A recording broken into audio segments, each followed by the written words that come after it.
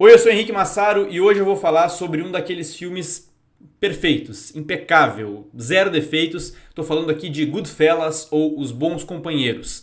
Mais precisamente, eu vou falar sobre o final do filme e mais precisamente ainda sobre as decisões narrativas tomadas pelo diretor, o grande Martin Scorsese, que a gente pode dizer que são detalhes acrescentados e que tornam esse final e o filme como um todo, porque detalhes como esses estão em toda a obra, tornam esse filme impecável e um dos melhores aí já feitos, certamente um dos meus favoritos. Obviamente, eu vou falar sobre o final do filme, fica o aviso aqui de spoilers. Se por acaso você ainda não assistiu Os Bons Companheiros, pausa para tudo que você está fazendo e vai assistir a esse filmaço e depois volta aqui porque eu vou revelar detalhes importantíssimos da trama e, como o título já diz, do final do filme. Fica o aviso também que esse vídeo aqui é um oferecimento do Sit Down, o meu cineclube, o meu espaço para discutir cinema abertamente com os membros do canal. É um cineclube diferente, um cineclube dedicado exclusivamente às obras do gênero gangster. Uma vez por mês a gente vai se reunir depois de ter assistido ao filme escolhido, e nessa primeira edição aqui vai ser justamente sobre Goodfellas, Os Bons Companheiros. A gente vai se reunir numa chamada online em que eu vou fazer uma análise muito mais aprofundada sobre o filme como um todo e a gente vai poder conversar abertamente sobre ele, demoradamente, o quanto vocês quiserem. Se você for tímido, não tem problema, dá pra ficar com a câmera fechada, não precisa nem falar nada. E claro, quem não conseguir assistir ao vivo, sempre esses encontros vão ficar gravados. Fica só o aviso que para fazer parte é muito simples. Nesse momento, até o fim do ano, para fazer parte do Sit Down, do Cineclube, basta virar membro do canal, R$ 4,99 por mês. Isso é uma promoção dessas primeiras edições. Esse preço vai mudar depois, mas quem virar membro até o fim do ano vai ter acesso para sempre enquanto durar o Sit Down, que deve, eu espero aí que seja por muito, muito tempo. Depois da virada desse ano, a coisa vai mudar, vão ter preços diferenciados, mas quem virar membro vai ter o meu agradecimento eterno, quem virar membro nesse período, e vai poder ter acesso ao Cineclube para todo o sempre. Essa primeira edição vai acontecer no início de novembro, mas como eu disse, se você ver esse vídeo depois, ela vai estar gravada para ser assistida depois. E claro, você vai poder fazer parte das próximas. Todo mês, uma grande obra do gênero gangster. Vamos lá, o fim de Goodfellas basicamente mostra o fim do Henry Hill na sua vida na máfia. Ele se tornando um delator do FBI, conseguindo escapar de provavelmente ser morto pelos seus ex-colegas e tendo que entrar no programa de proteção a testemunhas. Mas mais do que isso, mostra o Henry Hill, o personagem do Ray Liotta, triste, decepcionado com a vida fora da máfia. Uma vida em que ele aparentemente está seguro, mas que nada é como antes. Esse é o grande sentimento que é trazido no fim do filme. Para a gente falar sobre os detalhes desse final, dessa construção narrativa que torna esse final ainda mais brilhante, é preciso falar sobre a construção do personagem. E tem vários momentos ao longo do filme em que a maneira como o personagem é filmado, a fotografia, diversas questões são mostradas que mostram o quanto ele adorava aquela vida como um gangster, ainda que seja um gangster de baixo escalão ali, né? O Henry Hill nunca chegou a ser nomeado porque ele não era 100% italiano e tudo mais, mas a vida de privilégios que ele tinha, a vida de adrenalina que ele tinha e o como ele gostava daquilo.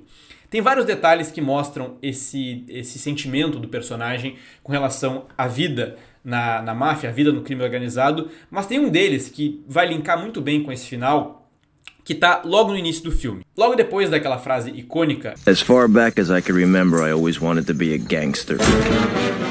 E a gente começa num retrospecto e acompanha o Henry Hill jovem. A gente vê o Henry Hill criança, na sua infância no Brooklyn, observando da janela de casa os gangsters da rua, os gangsters que eram parte da gangue ali do Pole, no ponto de táxi. E essa construção, essa primeira imagem do Henry Hill criança olhando pela janela, tem dois pontos que são interessantes. O primeiro dele é que essa imagem ela emula um pouco da infância do próprio Martin Scorsese. Essa é uma visão que o Martin Scorsese tinha muito parecida com a do Henry Hill jovem. Porque o Scorsese cresceu em Little Italy, numa vizinhança que tinha vários mobsters, vários membros de grupos mafiosos, tal, do crime organizado.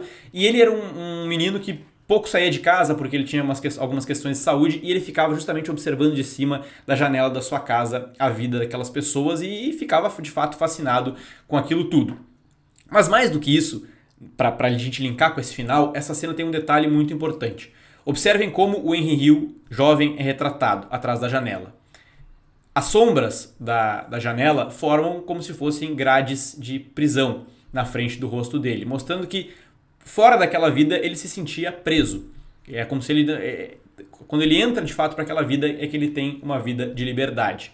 Então, esse detalhe é muito importante para a gente entender o que a gente vai discutir agora. Corta para o final e a gente, como vocês sabem, vocês assistiram ao filme, a gente começa a ver o Henry Hill adulto se sentindo cada vez mais encurralado. Pela polícia de um lado, mas principalmente pelos seus antigos amigos. Pelo Jimmy Conway, que está eliminando basicamente todo mundo que pode vir a prejudicar ele. Pelo próprio Paulie, que depois que descobriu que o Henry se meteu com tráfico de drogas, virou as costas para ele. Ele está sentindo o cerco se fechar sobre ele e decide virar um informante do FBI. Até que a gente que acompanhou essa história o tempo inteiro sendo narrada em voice-over por ele, vê ele no tribunal, onde ele está de fato delatando cada um dos seus amigos e servindo como uma testemunha, né, pro FBI naquele julgamento. E nesse julgamento tem um momento muito importante, né, se aproximando exatamente das cenas finais ali, em que o Henry Hill quebra a quarta parede, ou seja, ele para de ser basicamente para de estar encenando ali e ele começa a olhar diretamente para o público e falar.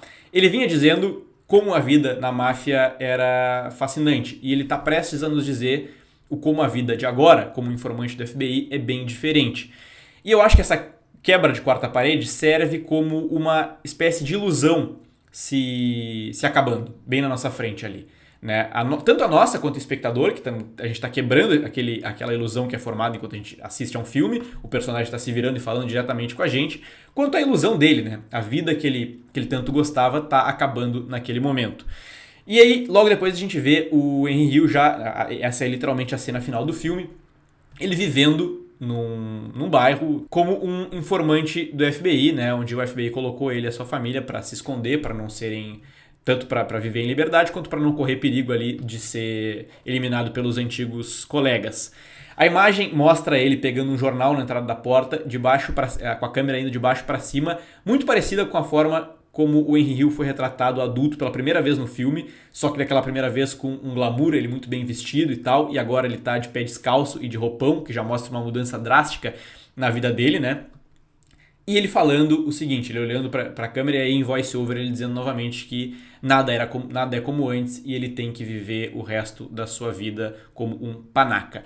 Assim que ele fala isso, tem uma cena que muitas pessoas não entendem. Aparece o personagem do Joe Pesci, o Tommy DeVito, num insert, olhando para a câmera e atirando algumas vezes em direção à câmera. O personagem do Joe Pesci, o Tommy DeVito, já foi morto, né, várias cenas atrás no filme. E ele aparece entrando na tela por quê? Porque o Martin Scorsese, isso serve como isso cumpre algumas funções. É tanto uma homenagem do Martin Scorsese a um dos primeiros grandes, talvez o primeiro grande filme de gênero, aqui mais especificamente o gênero western, mas que também mostra Foras da Lei, que é O Grande Roubo do Trem, um filme de 1903, que tem exatamente essa cena do personagem atirando para a câmera no final do filme. Mas não é só simplesmente uma homenagem. É também porque o Scorsese se deu conta que quase 100 anos depois, né, entre um filme e outro, a história é basicamente a mesma. O Grande Roubo ao Trem é um filme muito simples, né, como eu disse, o primeiro grande filme de gênero, provavelmente, em que os personagens, os Foras da Lei, organizam um grande roubo ao trem, né, a um trem. Nesse caso aqui, os personagens também, os mafiosos, organizam um grande roubo retratado no filme que de fato aconteceu, que foi o roubo à Lufthansa, né, que é o grande, né, que toma grande parte da história, e que no final esses caras acabam sendo pegos pela polícia, né, e acaba o filme, o Grande Roubo do Trem, vou dar o spoiler aqui, eu acredito que ninguém vai se importar, acaba justamente com um personagem atirando em direção à câmera. E o Scorsese observou que a história dos Bons Companheiros é exatamente a mesma. Esses caras todos organizaram um grande roubo e, no fim, todos eles foram ou mortos ou presos, com exceção aqui, claro, do Henry Hill, né. E a gente pode ir além um pouco nessa cena que esse cara atirando pode representar o perigo em que o Henry Hill sempre vai se encontrar durante a sua vida, né? Ele entrou no programa de proteção às testemunhas, conseguiu se livrar, mas será que ele vai estar sempre a salvo? Ele vai ter sempre o medo de que alguém do seu passado o encontre e o apague, né? Tal qual o Joe Pesci está fazendo ali em direção à câmera. E por fim, o último detalhe do filme, antes dos créditos finais, e que eu acho que faz toda a diferença, o Henry Hill olha uma última vez para a câmera entra em casa e fecha a porta. E quando ele fecha a porta, o Scorsese acrescenta na edição de som um barulho muito simbólico. É o barulho de grades se fechando, como se aquela porta para dentro daquela vida mundana, comum, diferente da adrenalina da máfia, fosse uma porta de cela de prisão se fechando, mostrando que para aquele personagem, ele de fato, apesar de não ter sido preso, nunca vai estar livre como ele sempre gostou de estar. É ele virando as costas para essa vida que ele tanto amava, que ele tanto idealizava.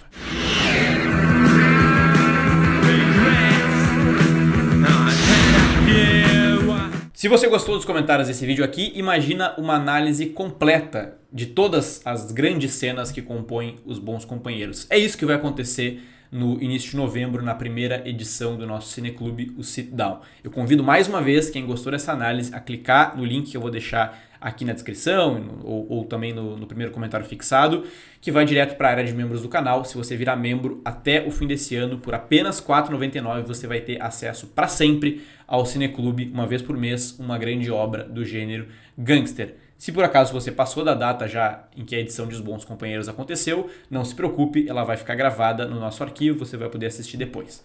Beleza? Era isso que eu tinha para dizer, até o próximo vídeo e tchau!